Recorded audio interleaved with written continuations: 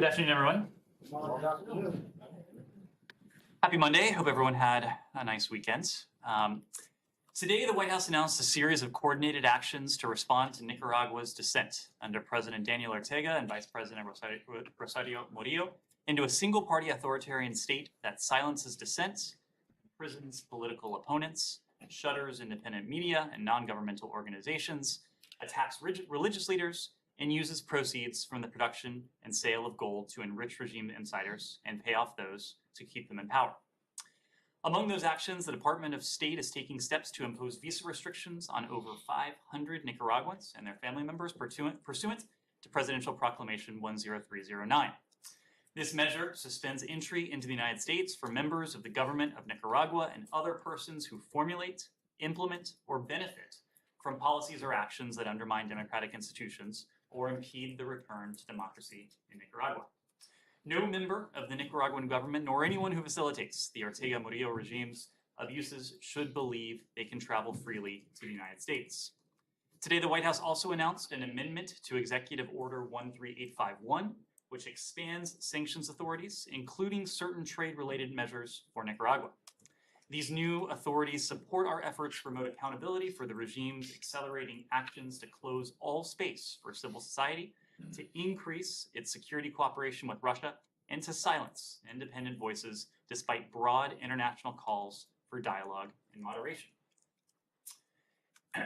Governments that deny their people's basic rights or threaten the security interests of their neighbors should not expect that their political, economic, and trade relationships with the United States will remain unaffected.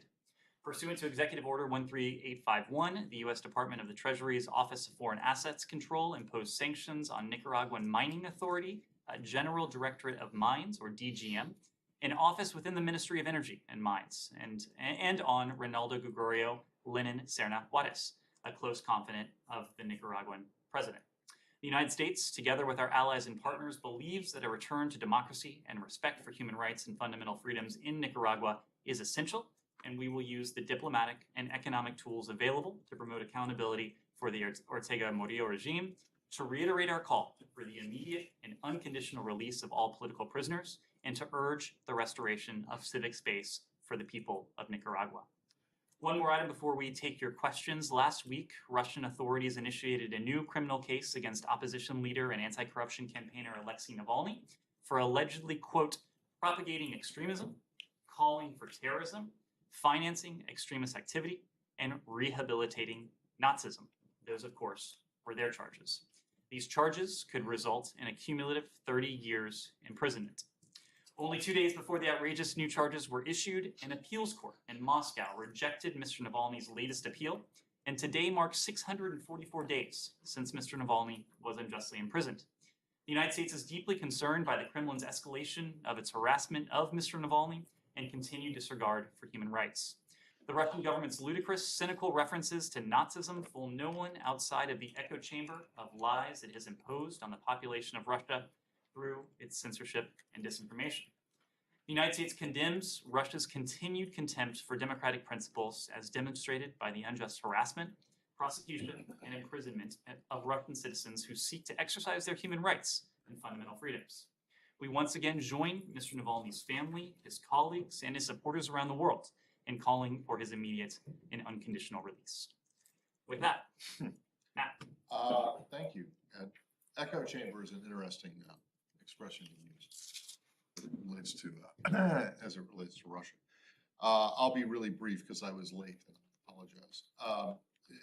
Just in terms of the comments that we've been hearing from Russian officials and the response to those comments from you guys from the front, from the Brits, and I noticed that there was a call today, another one between the Gerasimov and the British chief of staff, I guess, as we call him, basically outlining the same things, that they think that the Ukrainians are going to, or they accuse the Ukrainians of plotting to use a dirty bomb, and that they will respond in kind.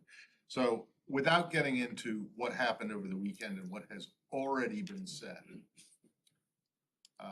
Is there anything new that you guys have to say on this topic today?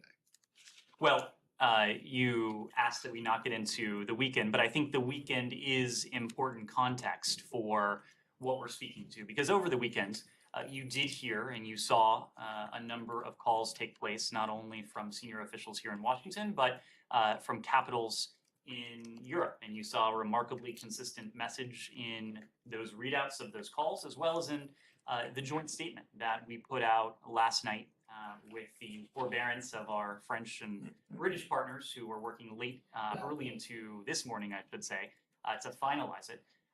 That made clear that we're concerned when we hear this type of patently false disinformation emanating from the Kremlin. We know the Kremlin's track record when it comes to these types of claims. That's what, of course, what is the predicate, what ultimately undergirds our concern. We reject the transparently false allegation that Ukraine is preparing to use a dirty bomb on its own territory. That was a message you saw in the readouts in the joint statement that we issued yesterday. And then just today, you saw from Ukrainian Foreign Minister Kuleba. He put out a statement about his call with Director General Grossi of the IAEA, and Foreign Minister Kuleba said in that statement that he invited the IAEA to, quote, urgently send experts to peaceful facilities in Ukraine, which Russia deceitfully claims to be developing a dirty bomb. And the IAEA has agreed. Secretary Blinken will be meeting later today with Director General Grossi of the IAEA. I imagine this will be a topic of discussion. The broader point, and again, you heard this not only from us, but from our European allies as well, is that the world would see through any Russian attempt to use this allegation as a pretext for escalation. We wanted to be very clear in our calls, in our joint statements, in the readouts of those calls today, and some of which have started yesterday and then has continued today. We wanted to send a very clear message that any such effort would be transparent, any such effort would not fool the world. Well, it wouldn't be transparent. I mean, you would see through it, Correct. meaning that's the transparency. Correct. But, Correct. But you're not accusing the Russians of being transparent, or are you? Are you saying that they are telling any you such exactly deceitful attempt would be transparent in its deceitfulness. Okay, and so how exactly would you respond? Again, I'm not going to weigh in on a hypothetical.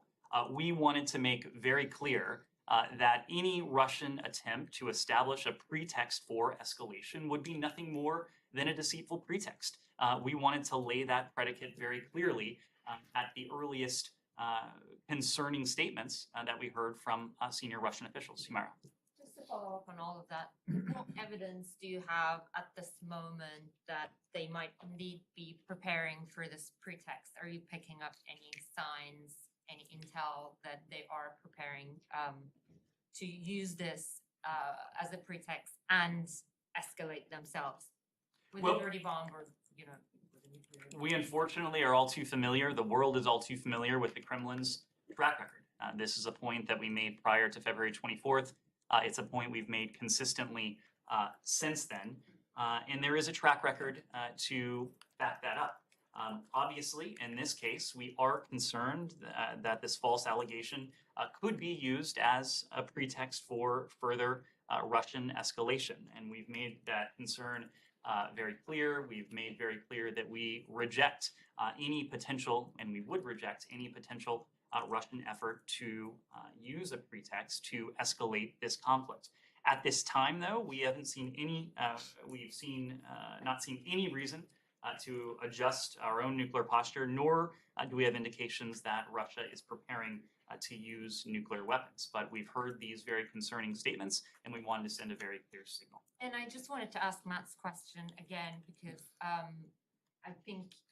I don't think that it's a hypothetical, because you're just saying that there is elevated concerns. So Jake Sullivan a few weeks ago had talked about, without going into detail, the kind of response that Russia would get if it were to deploy nuclear weapons. would you be treating a dirty bomb attack in the same way? Would it be different? Have you communicated to allies what response you would be giving if that were the case? We've been very clear with the Russians. We've been very clear with the world, publicly with the world, privately with the Russians, about the severe consequences that would result from nuclear use. Again, to Matt's question, I'm not going to weigh in on every conceivable hypothetical. It would certainly be another example of President Putin's brutality if he were to use a so-called dirty bomb. There would be consequences for Russia, whether it uses a dirty bomb or a nuclear bomb. We've been very clear about that. Can I just ask you one thing? Do you read anything into it that has been Russian defense officials reaching out to defense counterparts other than foreign ministers, rather than diplomats? Does that mean anything to you at all? Look, it's not helpful, I think, for us to try to read the tea leaves. Certainly not publicly.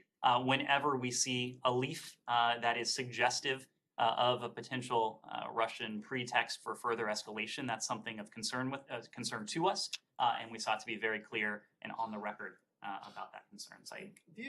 What is a dirty bomb? Do you have a definition of it? Something that uses uranium, for instance, like depleted uranium? All right. Whether I couldn't say whether there's a technical definition. I think the definition that most people use is a crude radiological device. Okay.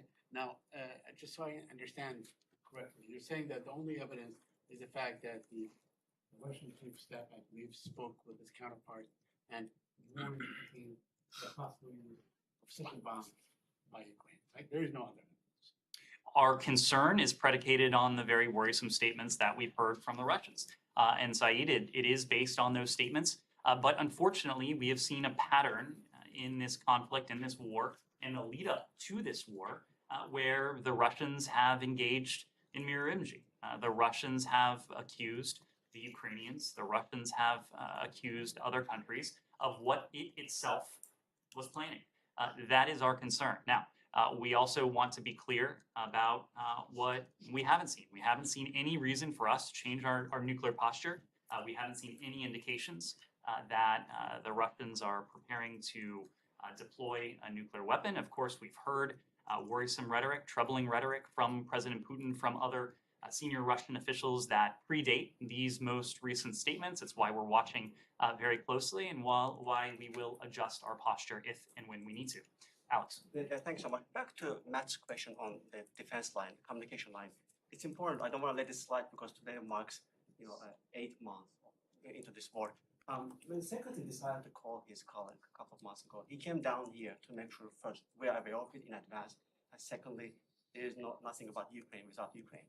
What happened in the administration's policy? Why is it okay now to pick up a phone call from Shoigu, who is personally responsible for hundreds of thousands of Ukrainians' lives? And secondly, what happened to the administration's nothing without Ukraine policy? That is still very much our mantra. That is still very much our policy. I think it's important, Alex, to note that the Secretary of State and the Secretary of Defense have different responsibilities. They have different mandates. When the Secretary picked up the phone to speak with Foreign Minister Lavrov several months ago now, he did so because there were several important bilateral concerns that he thought it important to relay through his channel, which is a foreign policy, which is a policy channel. In the first instance, it was our efforts to see the release of Paul Whelan and Brittany Griner. He also was very clear about the consequences that would befall Moscow, that we've now seen implemented against Moscow, were it to move forward with, at the time, was the threat of annexation by force. Of course, Secretary Austin has a different set of responsibilities. I will let the Pentagon speak to his calls. They've issued a public readout. But when Secretary Austin picks up the phone to speak to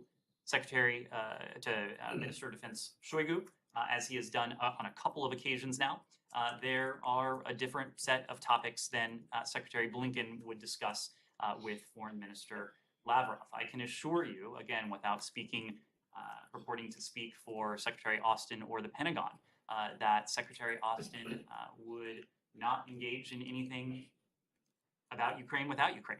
That is a mantra that is at the heart of our approach, both in this building, at the Pentagon, from the White House and throughout this administration. Yes. Thank you, Ned. Two questions on sanctions in Georgia.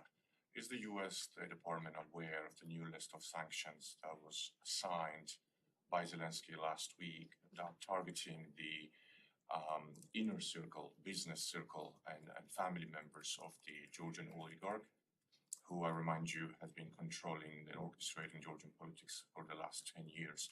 Have you had any consultation with Ukrainians, like broadly on sanctions and lists and concrete names on those lists? We have a close working relationship with our Ukrainian partners. I would need to defer to them to speak to any sanctions that they may have issued. When it comes to Georgia, you've heard us say this on a number of occasions. I think I've made this point to you previously, that we remain committed to working with Georgia's government as it undertakes the reforms that have been called for by the European Union, by the European Commission. In this case, we want to work with Georgia on its path and on its broader European aspirations. And the second question, so generally speaking, considering millions of US taxpayer dollars pouring into helping Georgia become this robust, strong democracy over the last 30+ years of the diplomatic relations, how concerned are you about the apparent drift of Georgia towards the Russian orbit when you look at the attacks of the US ambassador in Georgia by the MPs? This is something you had a statement on, I believe, in August, and you had to defend your ambassador from that podium, which is unprecedented for the 30 years of diplomatic relations between two countries. And when you look at the MPs of the ruling parties who are, talking about the plot by the US targeting Georgia, and US is trying Georgia to drag into a new war with Russia. So how concerned are you when you see those events and statements by different members of the ruling party over the time? We've voiced our concern about some of the troubling statements that we've heard emanate from some corners of Georgia's political system and Georgian society. We've voiced our concern about some of the government's actions.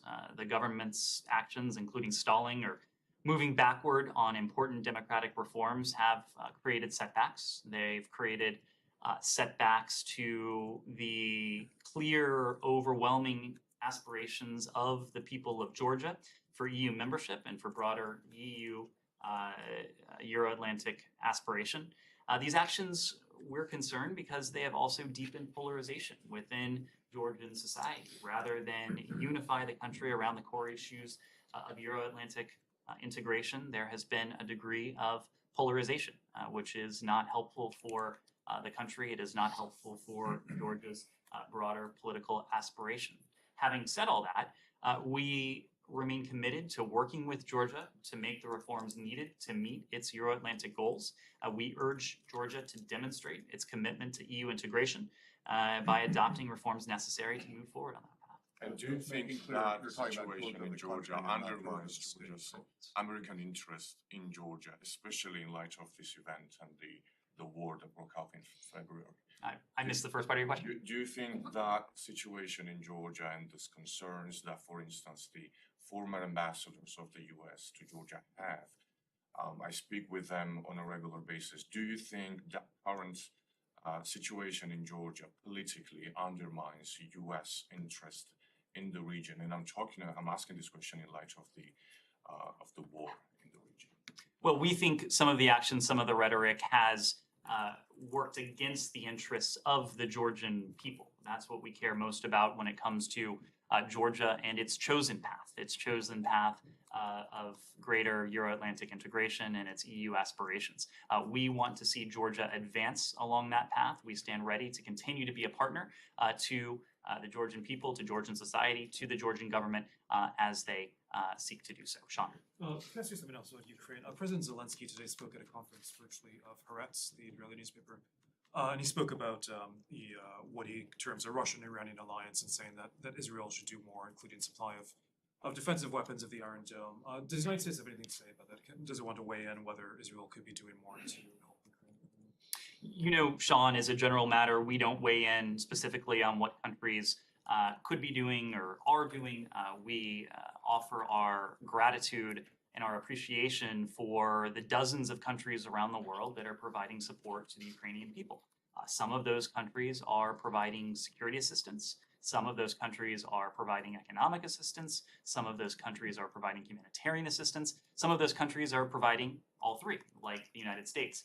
When we were last in Israel in March, our Israeli counterparts took the secretary to the command center, and they showed us a very impressive presentation of a functioning Israeli field hospital that, as I recall, had just been constructed.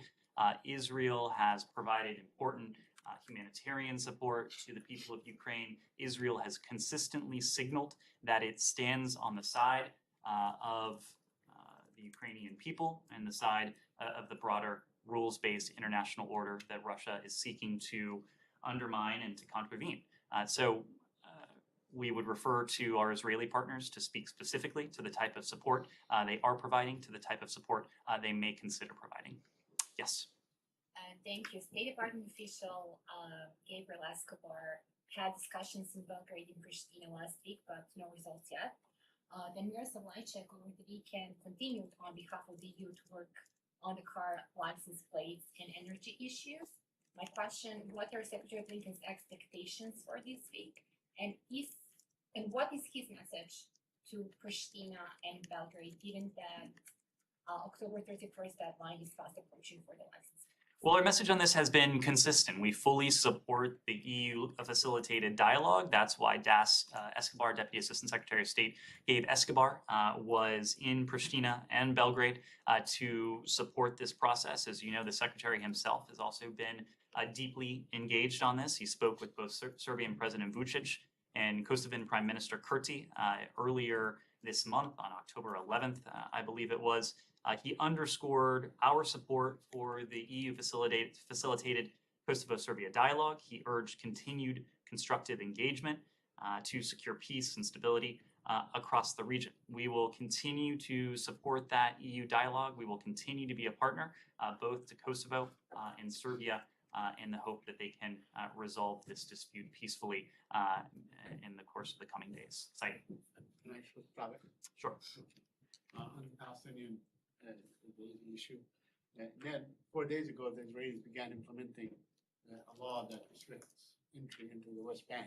And I know you've been talking to the Israelis on this issue, and I want to ask you, how far along have you gone? What kind of promises have the Israelis been able to give you on this issue? We continue to have discussions with our Israeli counterparts on this. When we've had concerns, we've voiced those concerns very clearly to our Israeli counterparts. You've heard us voice some of those concerns publicly as well. So it's something we continue to discuss. Yeah, but in the meantime, if, let's say, someone like me wants to go, they would have to request a visa 45 days in advance and so on. Is that okay with you? Again, Saeed, when we've had concerns, we've been transparent about those concerns. This dialogue, this is a conversation that is continuing. Obviously, Israel has important security concerns. There are also important humanitarian considerations at play here. We want to make sure that the balance of all of those interests and all of those factors is appropriate. You know, Israel does not do this to other Americans. It imposes this law on Palestinian Americans. So there is, quite a distinction.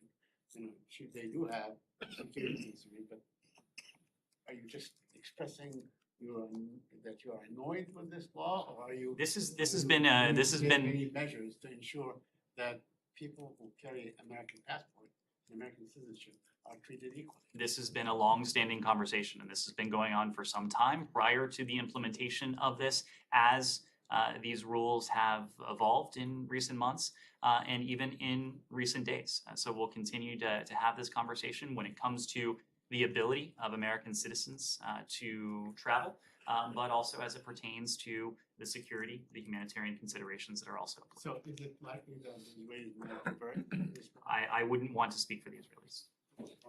Yes, Alex. On Iran-related questions, two questions.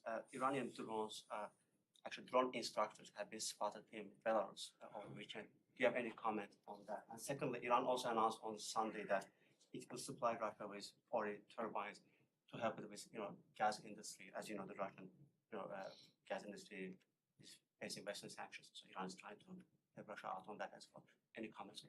When it comes to your first question, we're aware of reports, but we are not in a position to comment on them, that there are these Iranian trainers in Belarus. We've noted more broadly our great concern about Iranian presence in Russian-occupied Ukraine and Crimea in particular, and its actions with Russia in this regard, and we're following these reports very closely.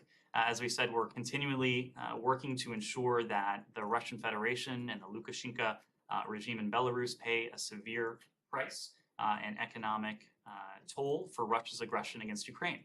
With our allies and partners, we have taken actions that target the financial networks and the assets of the Kremlins, as well as those belonging to the Lukashenko regime for enabling this Russian posture. The Lukashenko regime, well before Russia's war against Ukraine started, made a decision to cede the sovereignty of Belarus, which is a sovereign country, to cede its sovereign rights to Russia, to allow Russian forces to stage in Belarus, to mount a multi-front attack against Ukraine. In doing so, the Lukashenko regime, again, put its own interests ahead of those of the people of Belarus. This has been a consistent pattern of behavior on the part of the Lukashenko regime, and we have taken action together with allies and partners to see to it that the regime pays a price. Turbine question. Sorry, what was the turbine question again? Iran is on Sunday announced it's going to help Russian gas sector with foreign turbines, as you know, subject to Western sanctions. Our sanctions remain fully in effect, fully in force.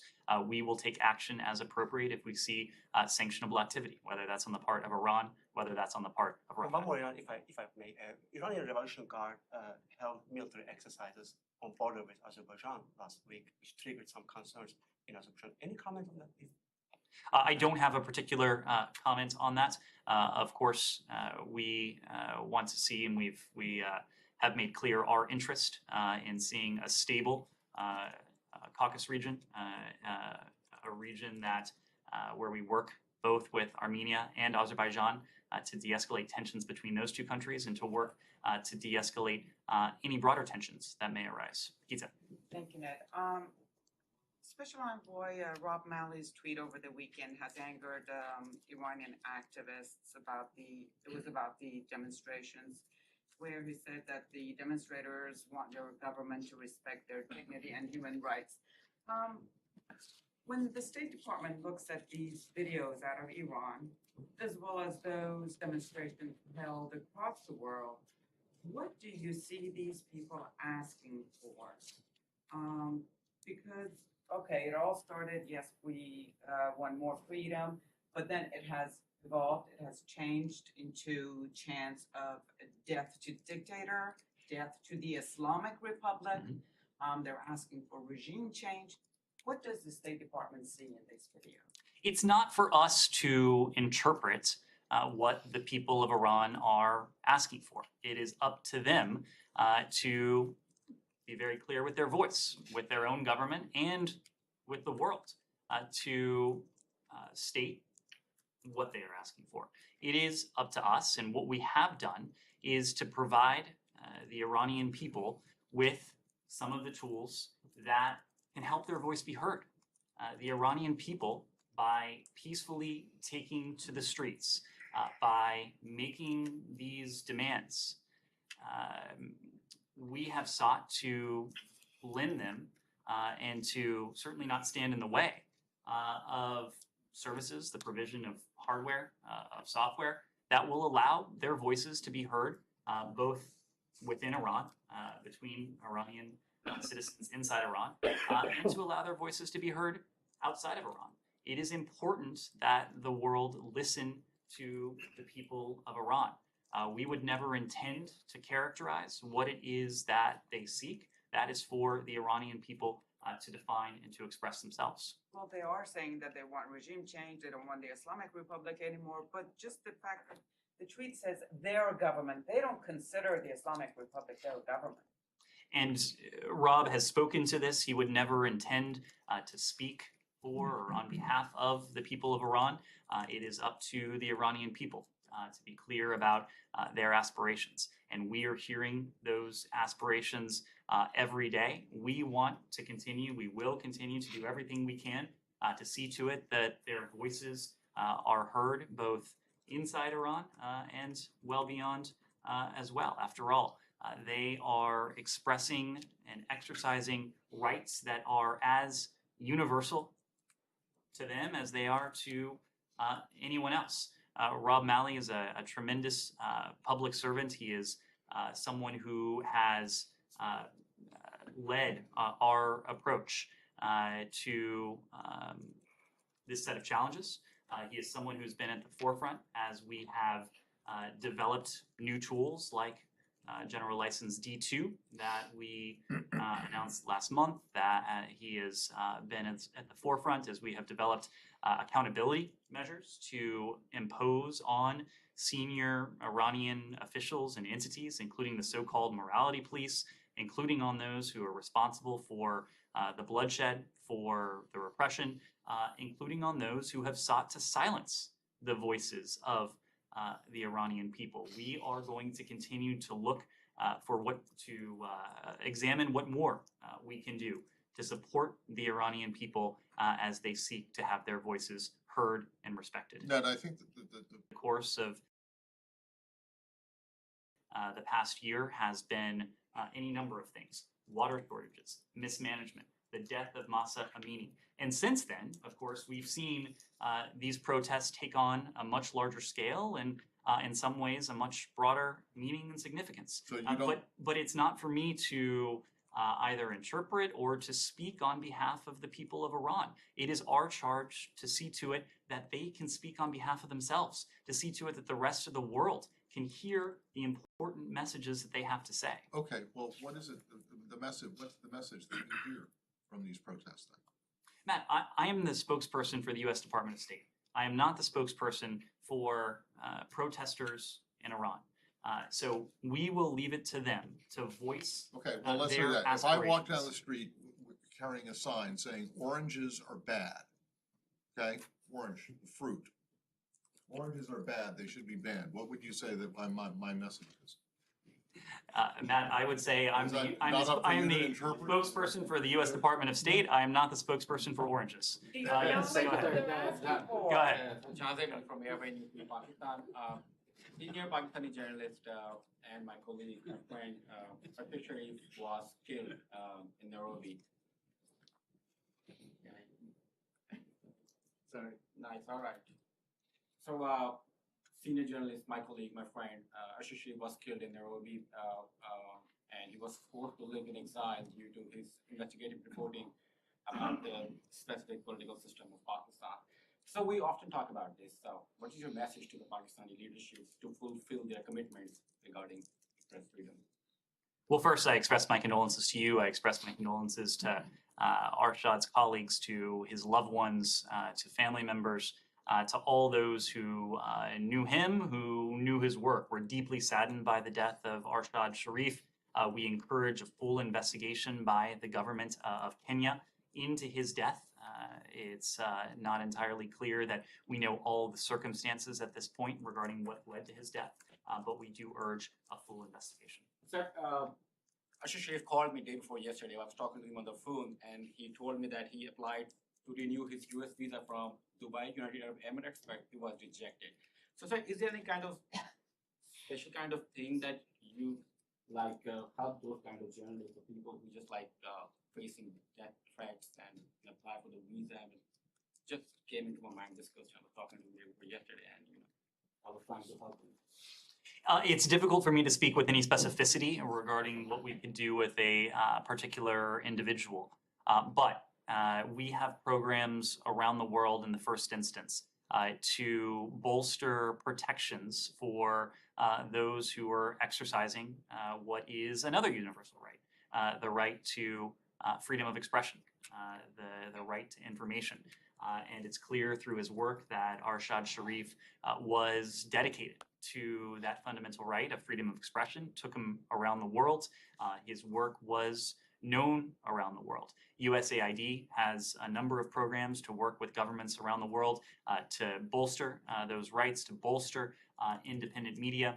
We have taken action, the department and others have taken action when we are aware of efforts on the part of governments around the world to intimidate, to harass, to otherwise seek to silence the voices of those who are so committed to that freedom of expression. So there are many Pakistani journalists who are living in exile due to these kind of threats. To be honest, I feel 100% safe here in Washington, D.C., but just wanted to hear from you. The journalists who are a little critical about Pakistani political system, should they all feel safe here in the United States of America? This is a country that cherishes the rights that are enshrined in our Constitution, in our Bill of Rights. I of course, am not here to offer advice to everyone, but these are rights that are embedded in our country's experience, that are embedded in America's DNA. We also believe that these rights are universal. These are rights that should not be only protected here. These are rights that should be at the heart of societies around the world. And when countries fail to respect these rights, when they actively try to contravene these rights, in this case, when they attempt to suppress, repress, or otherwise harass journalists, they tend to hear about it from the United States, and that's a good thing. Can I just ask one more on Pakistan since Sure. we're on the topic? Does the United States have anything to say about the decision to bar Imran Khan from standing for election for 5 years? We are not going to inject ourselves into internal Pakistani politics or into a dispute between the court and the Pakistani political system. Yes, go ahead. Could I ask something completely different? If you don't, Haiti, just wanted, I know you've addressed this in recent days, and the Secretary addressed it on Friday, but or the French Foreign Minister. But can you say where things stand now on having an international force for Haiti? Is there a partner country? Does the United States still find this to be an urgent priority? We do still find it to be an urgent priority. We, along with Haitian leaders, along with OAS leadership, along with many of our partners and allies around the world, do see the status quo as unsustainable, given the security situation, the public health situation, the economic situation that Haitians are confronting. We believe the Haitian people must find a way to achieve an inclusive, broad-based consensus on the way forward for their country's governments and development. And of course, there have been discrete actors who have sought to stand in the way.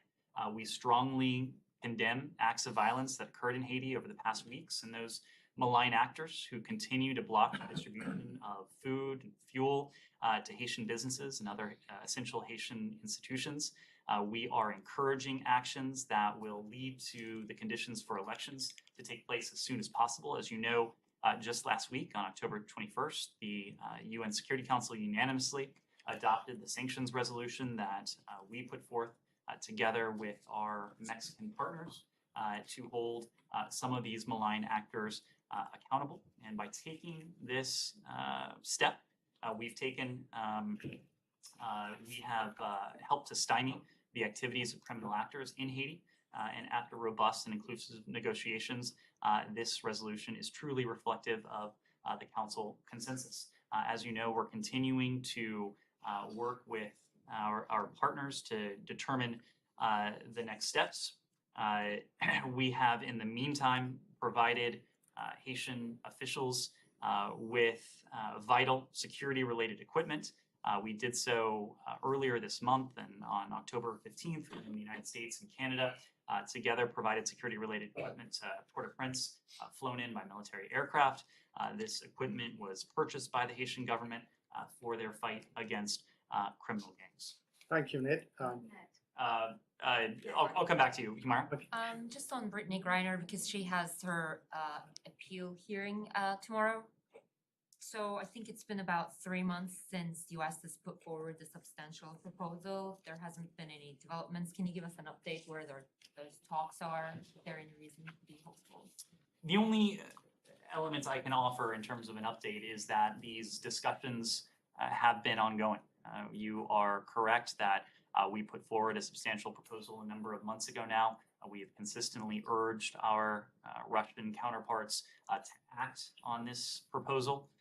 The fact that Brittany Griner and Paul Whelan remain in detention, the fact that Brittany Griner last week celebrated her 32nd birthday in detention, the fact that Paul Whelan has spent years in detention is a sign that these discussions have not gotten to the point where we would like them to be, because we would like to see Paul Whelan and Brittany Griner home. We would like to see them reunited with their families. And when you see that when you say the discussions are still ongoing, do you mean there are active discussions when you guys are basically negotiating on what kind of a deal can be formulated, or just that the communication channel is open, but it's just basically not moving? I can say there have been active discussions, including in recent days, but our imperative is to see Paul Whelan and Brittany Griner returned home. We are not going to do anything, to say anything publicly that could impair that ability.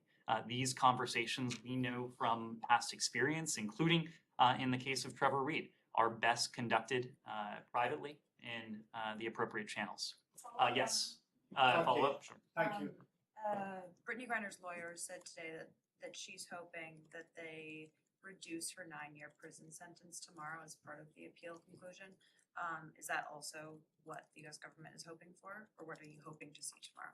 What we're hoping to see and what we are working to see is the return of Brittany Griner to her loving wife, the return of Paul Whelan to his loving family. That is what we are working to achieve.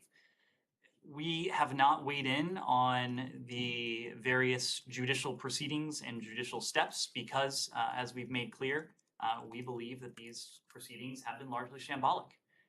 This has been an effort to detain wrongfully an American citizen, 2 American citizens in the case of Paul Whelan, Brittany Griner.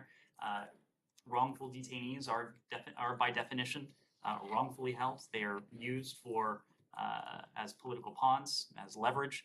It is our goal to see them home as soon as we can. And can I just ask one question on Russia really quickly? There's a group of, I think, 30 liberal Democrats who wrote a letter to Biden today, and they are citing the need for a proactive diplomatic push and redoubling efforts to create a framework for a ceasefire in Ukraine. Is the Biden administration doing that, or will you do that? Nobody wants to see this war ended more than our Ukrainian partners. Our Ukrainian partners have similarly said that this war will only end through diplomacy and dialogue. We know what that end game will entail. We don't know when it will transpire, and we don't know when it will transpire principally and solely because we have not seen any indication from the Russians that they are prepared to engage in that diplomacy and dialogue. If and when that happens, and just as our Ukrainian partners are convinced it will happen, we are convinced it will happen. We will be standing by the side of Ukraine. We will be supporting their diplomatic efforts. But in the first instance, this is going to be diplomacy that our Ukrainian partners are going to have to lead. They are going to have to determine the contours of this diplomacy, what any negotiation will look like. In the interim, of course, we haven't been sitting on our hands. We have been providing our Ukrainian partners with what they need on the battlefield so that when negotiating table emerges, they will be in the strongest possible position. That is the most important thing we can do now, to provide them with support, to strengthen their hand on the battlefield, ultimately to make their hand stronger at the negotiating table as we continue to impose costs and consequences on the Russians. So May I follow can up, we Ukraine? would you say that the Biden administration is proactively pushing for diplomacy, or that you guys are holding off on that proactive push because you don't think it'll be effective? In order for diplomacy to take place, there have to be parties ready and willing to engage in diplomacy. Right now, we have heard from our Ukrainian partners repeatedly that this war will only end through diplomacy and dialogue. We have not heard any reciprocal statement or refrain from Moscow that they are ready, in good faith, to engage in that diplomacy and dialogue. Yes, sir. Yes. Okay, thank you, Ned, for giving me the chance. My name is Mesfin from TG Ethiopia, and my question is about Ethiopia. Here's my first question. Hundreds of thousands of Ethiopians gathered Saturday in Addis Ababa and other cities in Ethiopia to demand that the United States and other European countries stop their interference and pressure in Ethiopia's internal affairs. Some demonstrators even displayed banners accusing the United States of disrespecting Ethiopia's sovereignty. What is the State Department's response to the demonstrators' demand?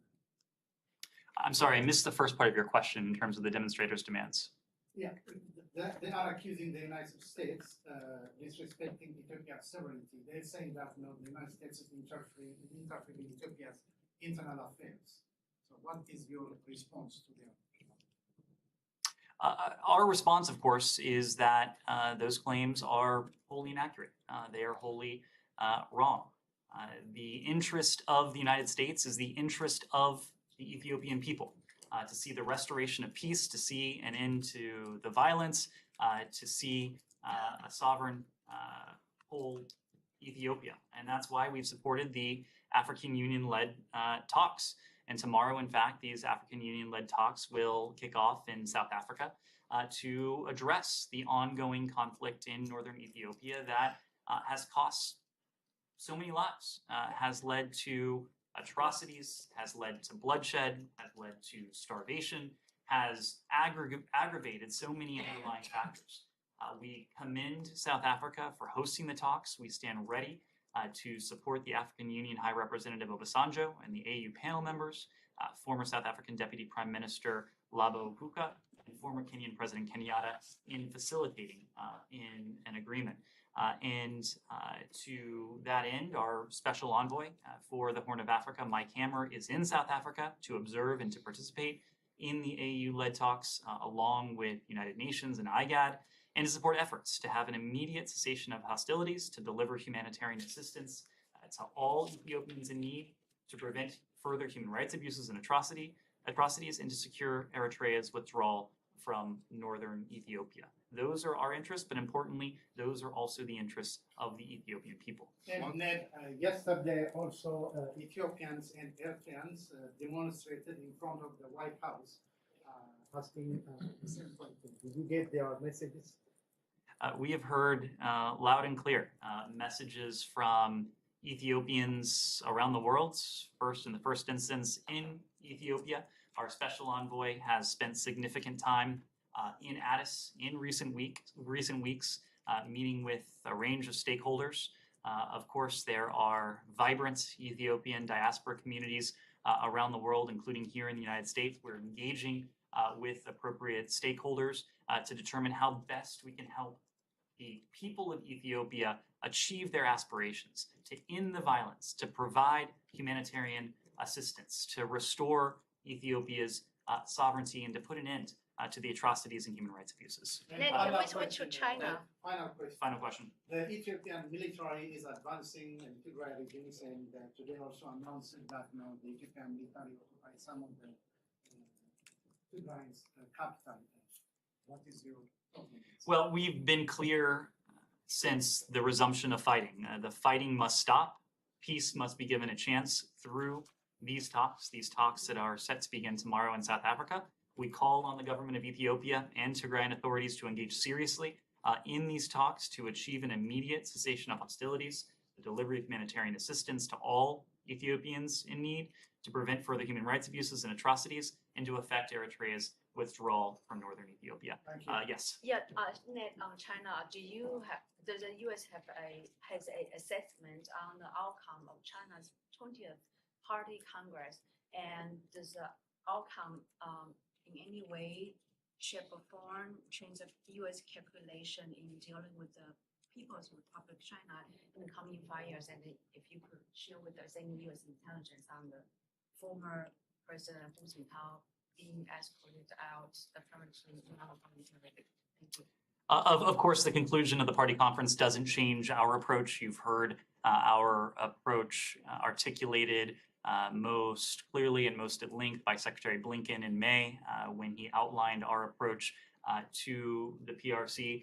We do note the conclusion of the 20th Party Congress, and we would welcome cooperation of the PRC where our interests align, and that includes cooperation on climate change, on global health, counter-narcotics, non-proliferation as well. At the same time, the administration has been clear that we're focused on responsibly managing the competition with the PRC.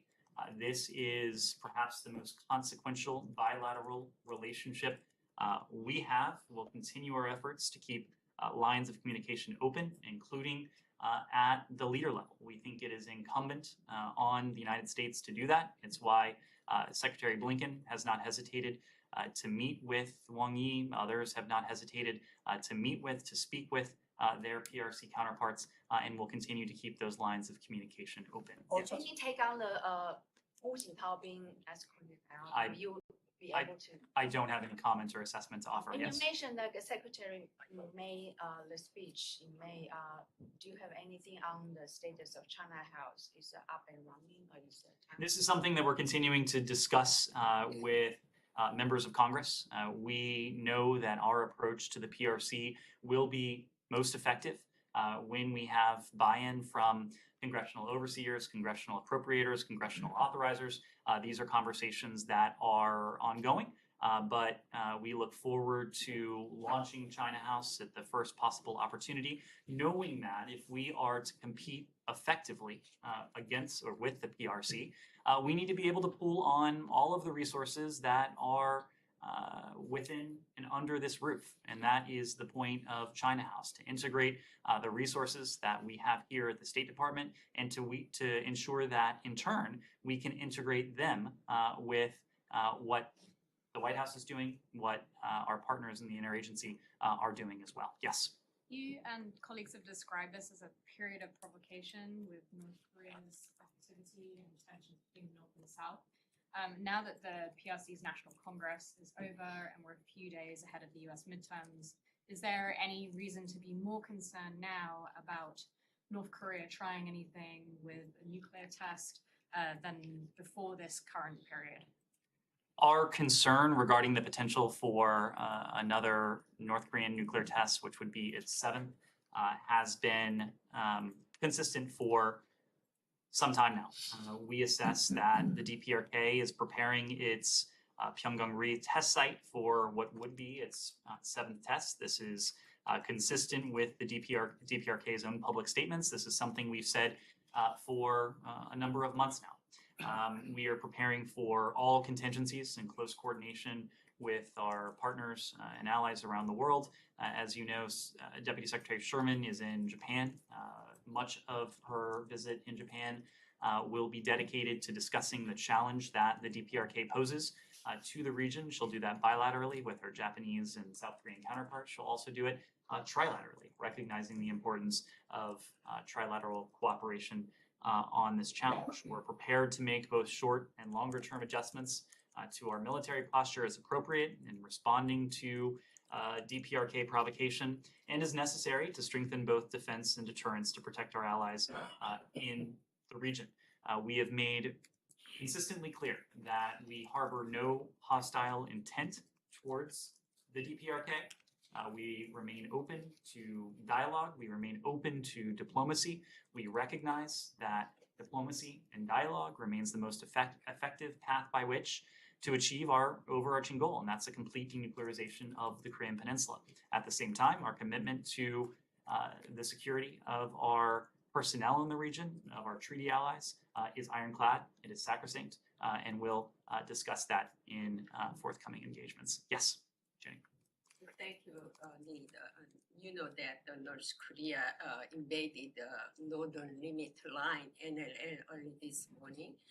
Also regarding former National Security Advisor Bolton recently said that the United States cannot give up North Korea's nuclear weapons through diplomacy and the sanctions.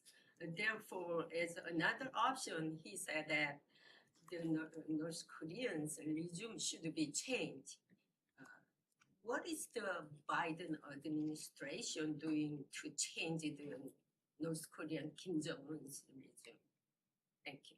Those are the words of a private citizen. They should be treated as such. We have made very clear that the policy of this administration, that, by the way, has been similar to the policies of previous administrations, is that diplomacy and dialogue represents the most effective means by which to address the challenge that North Korea poses. That is why we remain, as I just said a moment ago, open to dialogue and diplomacy. We harbor no hostile intent towards the DPRK. We seek to have practical conversations on fulfilling what is that core and overarching goal, the complete denuclearization of the Korean Peninsula. Yes. One more thing, North Korea mocks South Korea for being rejected by the United States to deploy tactical nuclear weapons in South Korea.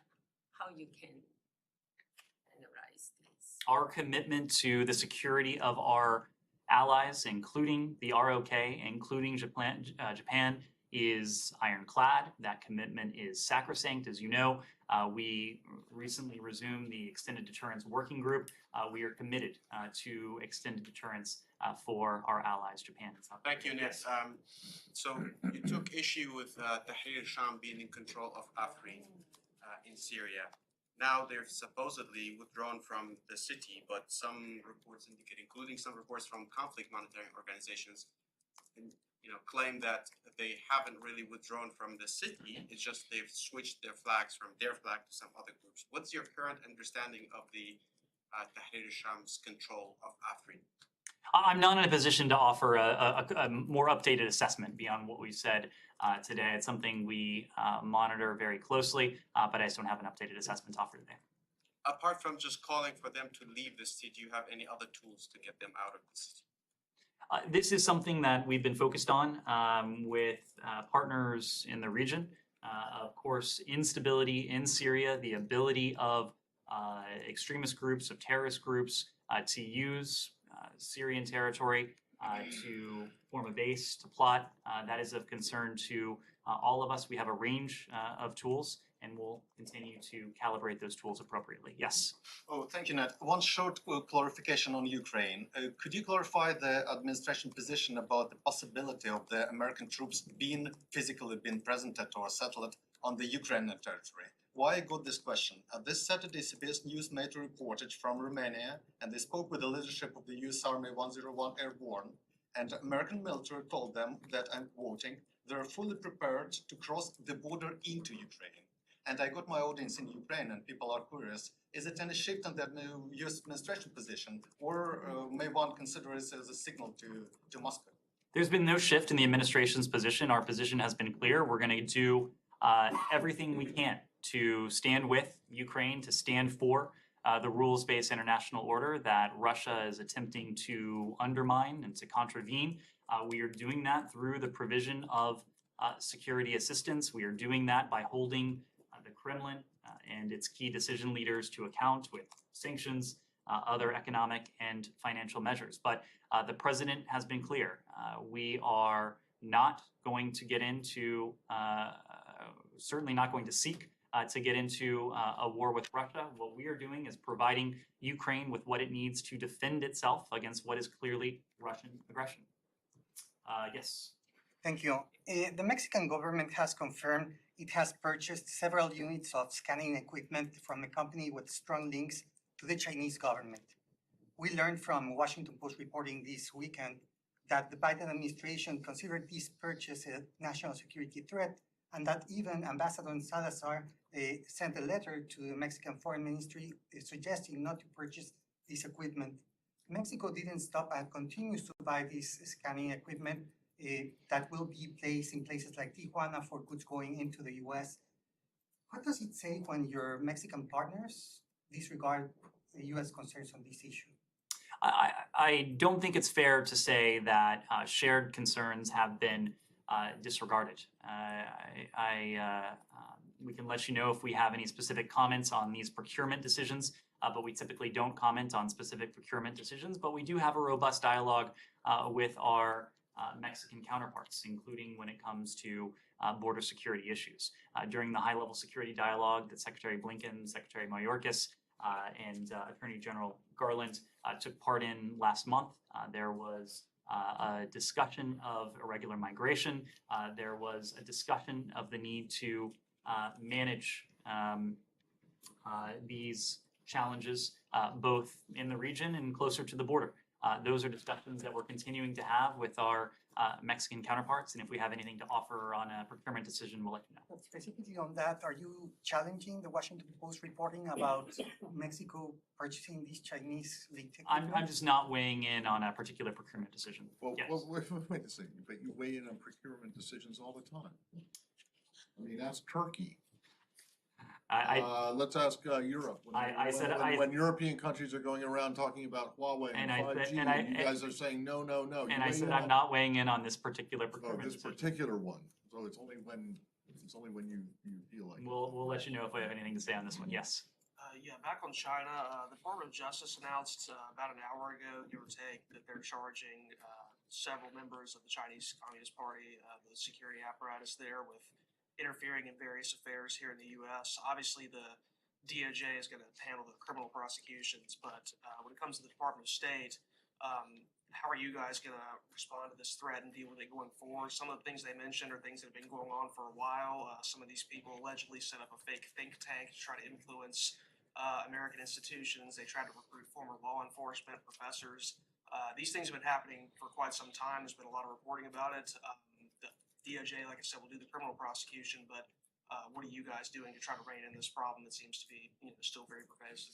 I only saw these reports as I was walking out, and in any case, we wouldn't comment on charges that have been unsealed by the Department of Justice. But more broadly, leaving aside what the Department of Justice alleged in a charging document today, what I can say is that this is a relationship that is multifaceted.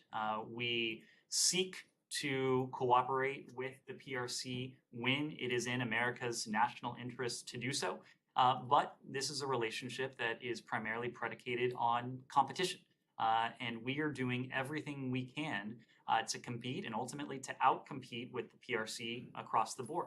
There are also elements of this relationship that are adversarial.